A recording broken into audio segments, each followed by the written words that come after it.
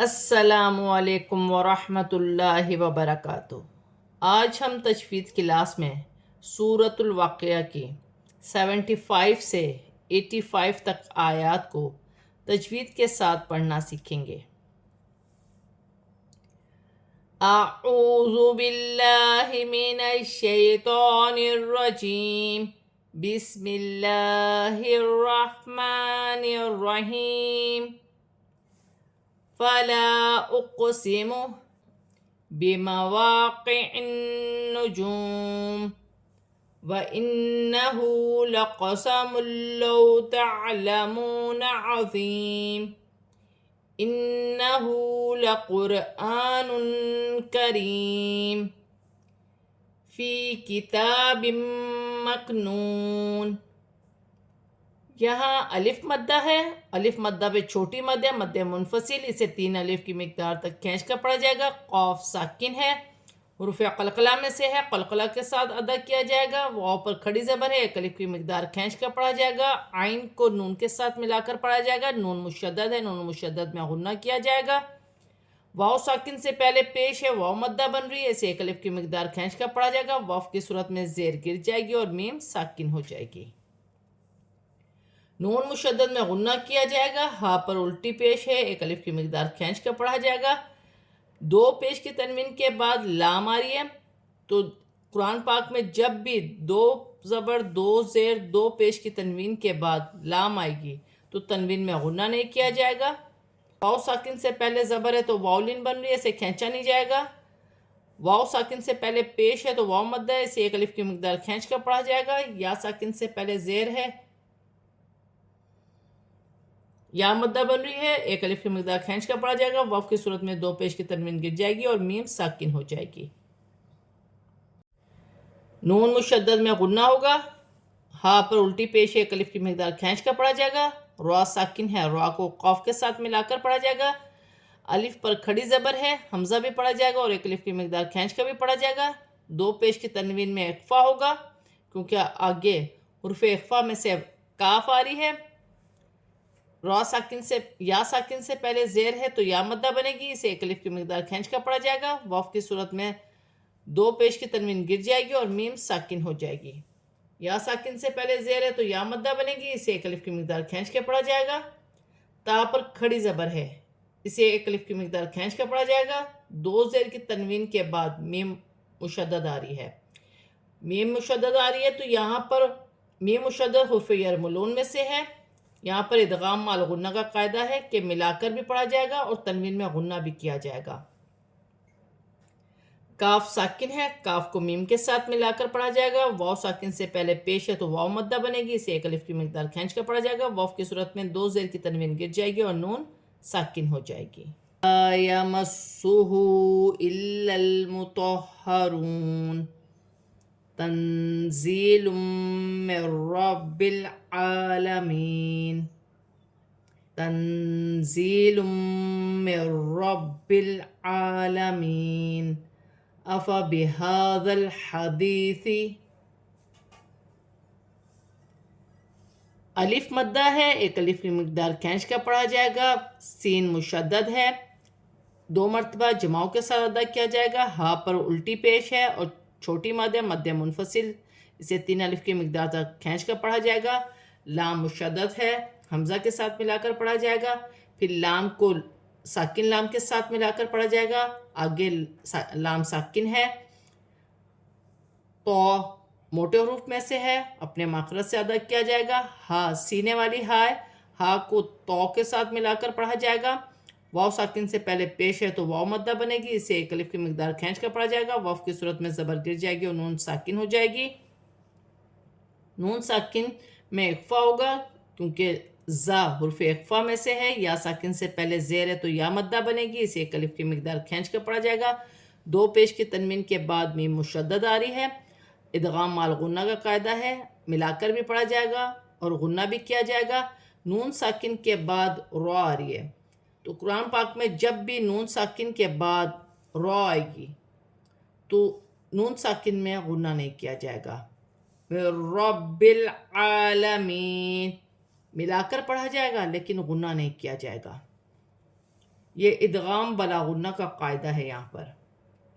رب العالمین لام ساکن ہے، لام کو با کے ساتھ ملا کر پڑھا جائے گا، عین پر کھڑی زبر ہے، ایک الف کی مقدار کھینچ کر پڑھا جائے گا. یا ساکن سے پہلے زیر ہے تو یا مدہ بنے گی، اسے بھی ایک الف کی مقدار کھینچ کر پڑھا جائے گا. وف کی صورت میں زبر گر جائے گی اور نون ساکن ہو جائے گی.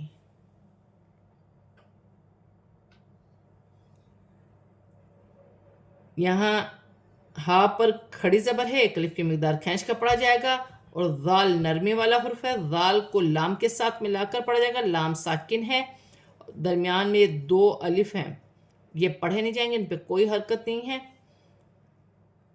یا ساکن سے پہلے زیر ہے تو یا مدہ بنے گی، اسے ایک الف کی مقدار کھینچ کر پڑھا جائے گا. انتم مدہنون وتجعلون رزقکم انکم تکذبون فلولا اذا بلغت الحلقوم وانتم حینئذ تنظرون. نون ساکن میں اخفا ہوگا کیونکہ تا حرف اخفا میں سے ہے. میم ساکن کے بعد میم مشدد آ رہی ہے. یہ ادغام مال غنہ کا قاعدہ ہے، میم کے قاعدوں میں سے ہے کہ میم ساکن کے بعد جب بھی میم مشدد آئے گی تو یہاں میم ساکن میں غنہ کیا جائے گا. دال ساکن ہے، دال حروف قلقلہ میں سے ہے، قلقلہ کے ساتھ ادا کیا جائے گا، جیسے مدہنون. واو ساکن سے پہلے پیش ہے تو واو مدہ بنے گی، اسے ایک الف کی مقدار کھینچ کر پڑھا جائے گا. واو کی صورت میں زبر گر جائے گی اور نون ساکن ہو جائے گی. واو ساکن سے پہلے پیش ہے تو واو مدہ بن رہی ہے، ایک الف کی مقدار کھینچ کر پڑھا جائے گا. زا سیٹی والے حرف میں سے جماؤ کے ساتھ ادا کیا جائے گا، ساکن ہے، اپنے سے پہلے حرف کی حرکت کے ساتھ ملا کر پڑھا جائے گا. میم ساکن میں غنہ نہیں ہوگا، نون مشدد میں غنہ کیا جائے گا. انکم تکذبون، ذال نرمی والا حرف ہے، مشدد ہے، اپنے سے پہلے حرف کی حرکت کے ساتھ ملا کر پڑھا جائے گا. واو ساکن سے پہلے پیش ہے، واو مدہ بنے گی، اسے ایک الف کی مقدار کھینچ کر پڑھا جائے گا. واو کی صورت میں زبر گر جائے گی اور نون ساکن ہو جائے گی. واو ساکن سے پہلے زبر ہے تو واو لین بنے گی، اسے کھینچا نہیں جائے گا. الف مدہ ہے، الف مدہ پہ چھوٹی مد مدہ منفصل، اسے 3 الف کی مقدار تک کھینچ کر پڑھا جائے گا.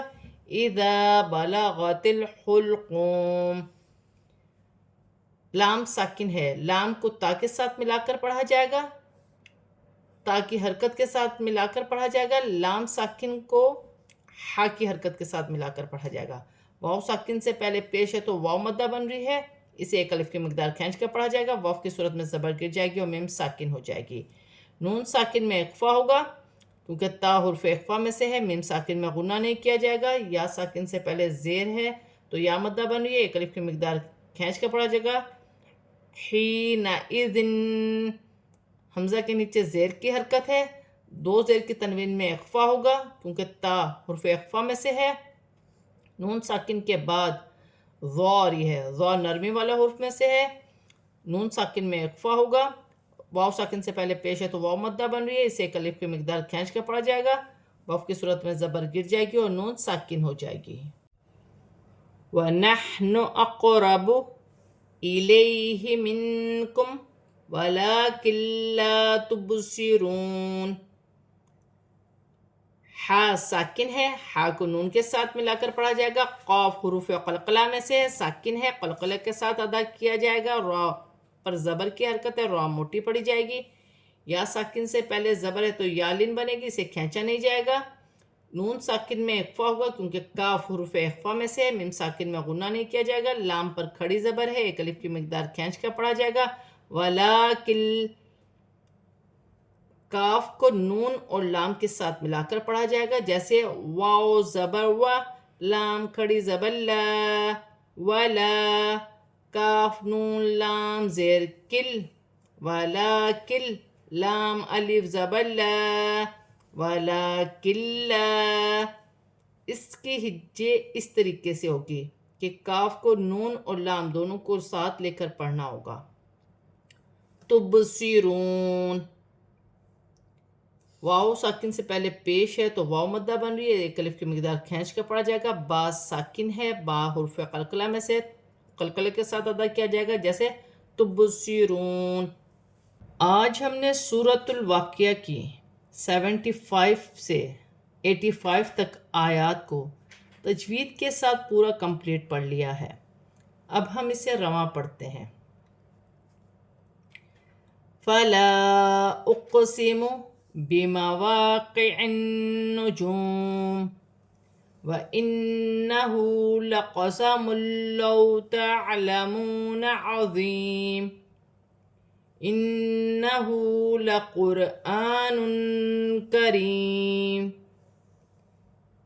فِي كِتَابٍ مَّكْنُونٍ لَا يَمَسُّهُ إِلَّا الْمُطَهَّرُونَ تنزيل من رب العالمين أفبهذا الحديث أنتم مدهنون وتجعلون رزقكم أنكم تكذبون فلولا إذا بلغت الحلقوم وأنتم حينئذ تنظرون ونحن أقرب إليه منكم ولكن لا تبصرون. آج ہم نے سورۃ الواقعہ کی 75 سے 85 تک آیات کو تجوید کے ساتھ اور رواں پورا کمپلیٹ پڑھ لیا ہے. صدق اللہ العظیم.